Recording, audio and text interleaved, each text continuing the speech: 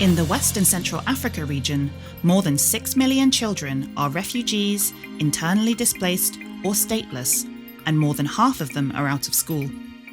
In addition, more than 12,000 schools in the region have been closed due to attacks and growing insecurity. Refugee children who are fortunate enough to be able to attend school still face many difficulties. They have often lost their identity documents that allow them to register for exams. In the host areas, classrooms are overcrowded, in poor condition, with very few teachers and a lack of school materials. Many refugee children are forced to work to support their families. Many refugee girls face early marriage and pregnancy. Refugee and displaced children are sometimes discriminated against in schools and classrooms. The psychological trauma they have experienced leads to difficulties in concentrating and learning in class.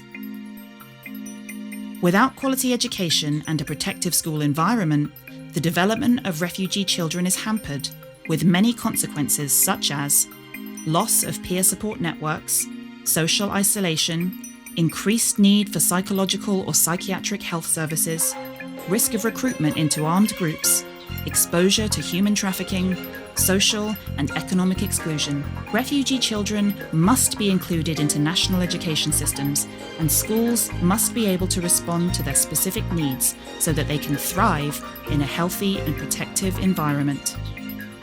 They should be integrated in national schools as soon as they arrive in their country of asylum and receive specific support from teachers who are aware of and trained to deal with displacement issues. Refugee children should be able to catch up or acquire additional skills, for example language skills, through adapted and flexible programs. They must also receive appropriate psychosocial support and be protected from all forms of violence, exploitation, gender-based violence, forced recruitment, etc.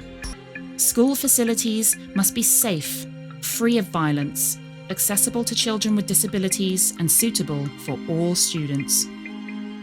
School personnel must be able to identify barriers to girls' participation and design interventions to promote and sustain their schooling. Any attacks on education must be documented and reported. In addition to the formal curriculum, non-formal education programs should help refugee children and youth to re-enter the formal system or to access vocational training leading to certification and employment. Education systems need to be able to work in close coordination with child protection actors and ensure that referral systems exist between education and protection services. Schools must welcome and respond to the needs of all refugee and displaced children by providing them with security, self-esteem, a sense of belonging, and fulfillment. Education is a fundamental right and is also the best protection and solution tool for refugee and displaced children and youth.